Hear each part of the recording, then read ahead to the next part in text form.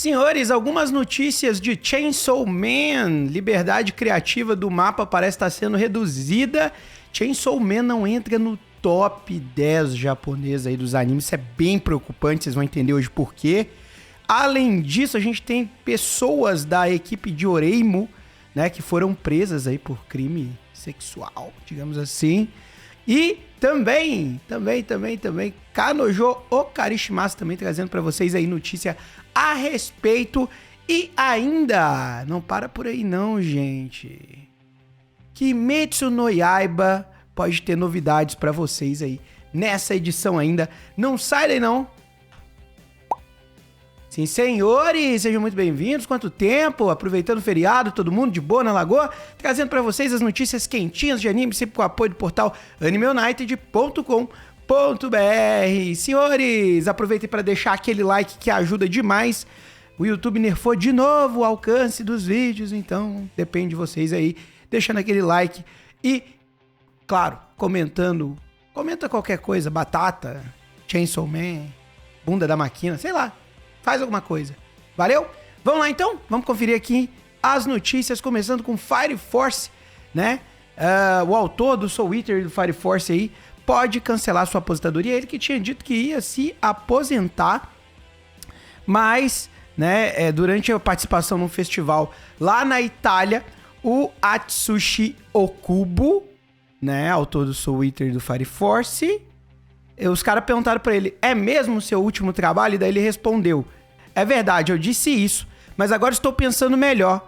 Às vezes eu até achava que não dava mais, mas agora acho que posso fazer outras coisas. Talvez com aquelas máquinas que desenham sozinhas, algumas pessoas se destroem com o trabalho. Eu não quero fazer isso, preciso de uma pausa, respondeu o autor. Então basicamente a gente pode entender que o autor estava em burnout.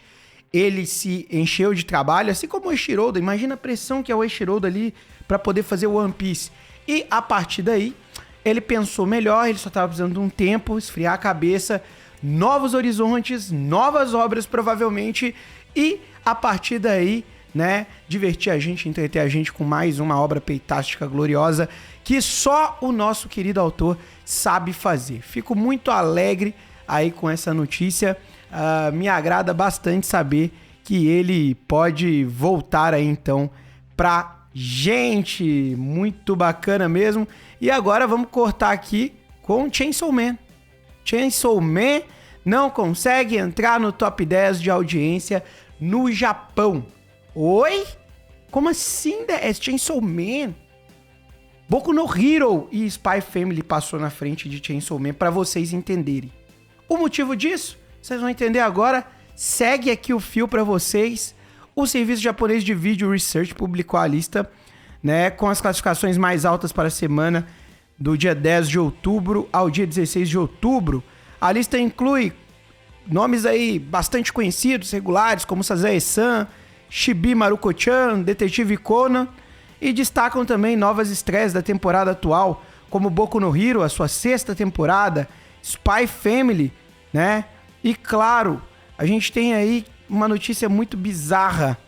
Chainsaw Man, uma das estreias mais esperadas da temporada, um dos grandes nomes, aquela obra que planejava ser o mangá shounen da temporada, aparentemente não tá tão boa das pernas assim lá no Japão.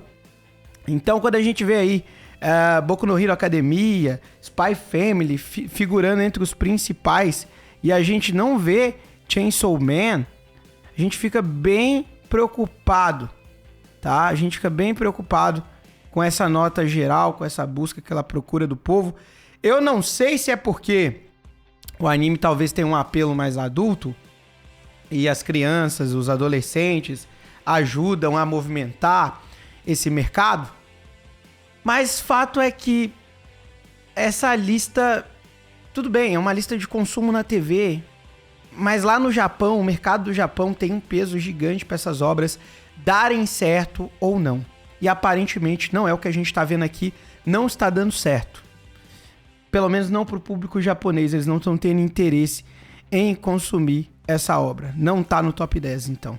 Vamos esperar para ver aí o que o futuro pode nos trazer, mas eu garanto para vocês que é bem estranho. Até eu que tava brincando, falei, não vai ser tão popular, acho muito esquisito.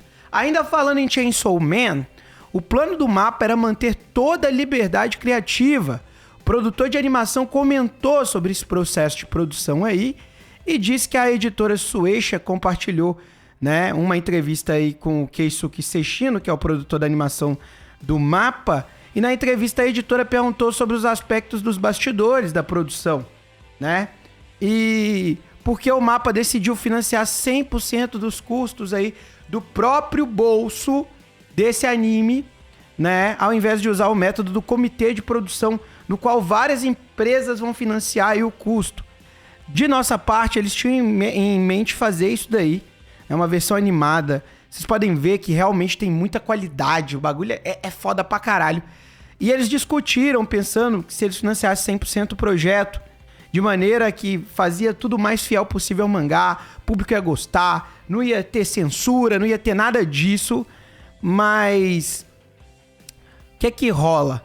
Para poder atingir esse objetivo, eles pensaram que a melhor ideia seria buscar apenas a criação de conteúdo interessante com a Shueisha e a empresa deles, né? Sim, eles publicaram o vídeo de apresentação em 2021, foram contatados por várias gravadoras, várias opções de negócios aí poderiam ter rolado, né? Gente querendo trabalhar, gente querendo dublar, né? O autor também principal fez algumas sugestões, né? E, cara, o que a gente pôde entender aqui da reportagem é que o plano do MAPPA era manter a liberdade criativa, mas aparentemente não foi do jeito que eles estavam pensando, né? E o comitê de produção, para quem não sabe, é um dos grandes vilões aí da indústria dos animes. Eles são responsáveis por passar uma mixaria para os estúdios. Os estúdios estão tentando desviar deles, justamente porque os estúdios não ganham com merch, os estúdios não estão ganhando com uma série de coisas. E daí os salários dos animadores e pessoas que trabalham criando anime são muito baixos. E a partir disso, tá rolando uma fuga de cérebros pra China, gente fazendo anime na China, porque tá pagando melhor por lá. E a partir daí o pessoal tem mexido bastante aí nesse aspecto da produção de animes, estão tentando buscar alternativas para tornar o mercado japonês competitivo de novo. E, cara, essa questão da crise, ela não tá acontecendo só lá no Japão.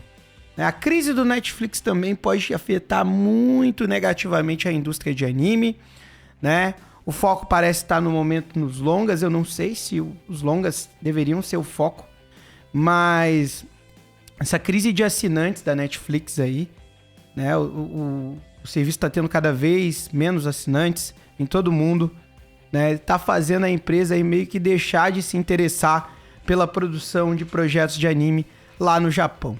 O futuro da Netflix estava em risco após 2 trimestres consecutivos aí em queda no início de 2022.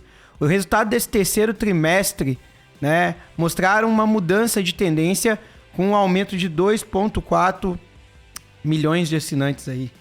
Já no mercado da Ásia-Pacífico, o crescimento global foi liderado aí, cresceram bem 1,43 milhão, enquanto os mercados norte-americano e europeu continuaram em declínio, certo? Então a gente tem aí uma Netflix enfrentando alguns ventos contrários, vozes desconfortáveis são ouvidas na empresa de produção do Japão, gente falando que talvez não tenha nenhum projeto original para 2022, outras pessoas falando que vão ter, né? Várias pessoas sendo questionadas. Eu vou botar para vocês o link da matéria aí na descrição do site para quem quiser conferir ele com mais detalhe. Mas em vez de reduzir os projetos aí, talvez a estratégia pode estar mudando, direcionando o investimento de séries para longa-metragens de animação. É o que parece quando a gente analisa aí as falas na indústria. E só o tempo dirá pra gente se isso vale realmente a pena, se isso não vale a pena. A gente não tem como saber ainda. Fato é complicado. O momento para a produção de anime no mundo está complicado. Na verdade, vários mercados no mundo estão em crises, mas os animes estão sofrendo aí uma quantidade considerável aí de impacto com essa transição. Podemos chamar de transição? Acho que podemos chamar de transição. E agora vamos falar de Oreimo, compositor musical do anime é preso por agressão sexual. Suspeito perseguiu uma garota em um estacionamento de bicicletas. É o que tá falando na reportagem. O cara com 35 anos de idade escreveu as músicas para vários jogos e produções de anime por aí. E, mano, a câmera de segurança meio que flagrou o maluco seguindo a jovem, a polícia metropolitana, né? O suspeito aí, 35 anos de idade, foi preso, né? E, cara, muito triste a gente ver esse pessoal relevante da indústria aí fazendo esse tipo de coisa, certo? Eu vou prosseguir aqui, então, com a nossa próxima notícia, que é sobre Kimetsu no Yaiba. Né? Kimetsu no Yaiba, o Takahiro Sakurai, que é a voz do Tomioka, se mete num escândalo de traição. 10 anos, basicamente, enganando 2 mulheres. Tá uma beleza. A indústria tá divertida. Aparentemente, ele teve caso de 10 anos, em que a mulher com que ele teve relações extraconjugais ficou tão arrasada quando foi revelado que Sakurai era casado, que deixou de participar da produção do programa de rádio Sakurai PS Genki Desu Takahiro, que estava no ar há 9 anos consecutivos. O próprio Sakurai e sua agência aí representativa, né, teve que se manifestar a respeito. Rumores sobre o fato é de que ele foi casado, né, foi confirmado lá, ele é casado, e aparentemente confirmaram que a esposa dele é uma dubladora aposentada da mesma geração, não revelam o nome, não falam quem era, e mano, aparentemente o cara tinha aí um relacionamento, então, extraconjugal por 10 anos e nenhuma mulher sabia uma da outra. Isso aí é a receita pro desastre a longo prazo. Nunca vi um caso que deu certo. E agora, estamos aí com alguém também conhecido da indústria, passando por isso nesse momento. Vamos agora com Kanojo Okarishimasu. Autor já tem final decidido. Provavelmente a gente já sabe qual é o final. Ele vai terminar com a... Sacanagem dos caras, mas é porque ele é meio doente com a personagem dele, assim, se vocês não sabem. Ele não revelou quantos capítulos faltam pro final, né? Porque o mangá dele é bem enrolado, pra quem não sabe. No entanto, você deve notar que o autor ainda não deu nenhuma pista pra que vai ser essa conclusão. Só que ele já sabe como vai terminar o anime. Mano, esse cara é muito maluco, sério, vocês têm que pesquisar sobre ele. Ele tem tamanho normal da boneca da menina, da personagem dele. Ele gosta da personagem dele mais do que o próprio personagem punheteiro fraco dele. Então, assim, é bem doidão mesmo, doido de pedra. E se você é mais doido que do que ele, apoia esse canalzinho aqui, gente fina, deixando o like aí embaixo, comentando pra mim. Se você tá preocupado com o futuro de Chainsaw Man e da indústria de animes, coloca aí embaixo, porque dessa vez os caras pontuaram uns bagulho que vale a pena. Vou ficando por aqui, até a próxima, tchau, tchau.